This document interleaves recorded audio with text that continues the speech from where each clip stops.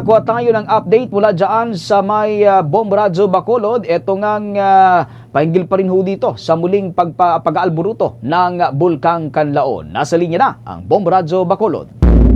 Nakaalerto ang Office of Civil Defense Negros Island Region kung sakaling madadagdagan ang mga aktibidad ng Bulkan Kanlaon matapos ang minor explosive eruption alas 8:05 kagabi. Sa panayam ng Bombo-Radyo Bacolod kay OCD Negros Island Region Director Donato Sermeno, walang reported na evacuees, ngunit umabot ang ashfall at baho ng asupre sa La Castellana, La Carlota, San Carlos, Murcia, Bago City at Canlaon City. Kinumpirma naman ng Bacolod Disaster Risk Reduction Management Office na may ashfall sa Barangay Punta Taytay at Barangay Sumag sa lungsod ng Bacolod. Sa ngayon, ayon kay Sermeno, walang reported damages sa pagputok ng bulkana at wala rin silang na-monitor na dagdag na aktibidad. Sa kabila nito, naka-alerto ang kanilang response clusters kung sakaling itaas ng PHIVOLCS ang alert level.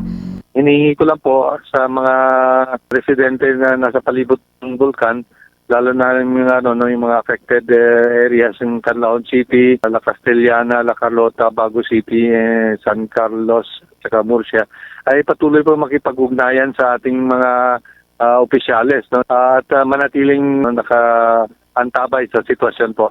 Si OCDNIR Director Donato Sermeno. Samantala, tumagal lamang ng 3 minutos ang eruption at umabot sa 2,000 meters high, kaya ayon kay Philippine Institute of Volcanology and Seismology Director Teresito Bacolcola, ito ay maituturing lamang na minor explosive eruption.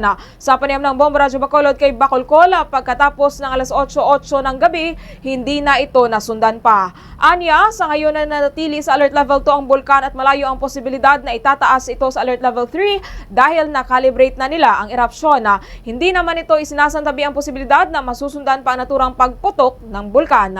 After the eruption, hindi na po ito nasundan and tumahimik naman siya. It only lasted for 3 minutes. It was considered a minor explosive eruption. Again, because it's only 2,000 meters high and it only lasted for 3 minutes. Kaya minor explosive eruption yung tawag natin sa kanya. The possibility that there will be another eruption is always there kasi nasa alert level 2 pa rin naman tayo. Si PHIVOLCS Director Teresito Bacolcola. Mula rito sa lalawigan ng Negros Occidental, ito si Bombo Jairi de los Reyes. And this is Bombo-Radyo Philippines, the #1 and most trusted source of news and information. Basta Radyo, Bombo! For the most trusted source of news and information, visit our website at www.bomboradio.com. Follow us on Bombo-Radyo mobile app, Facebook, YouTube, TikTok, and X, formerly Twitter.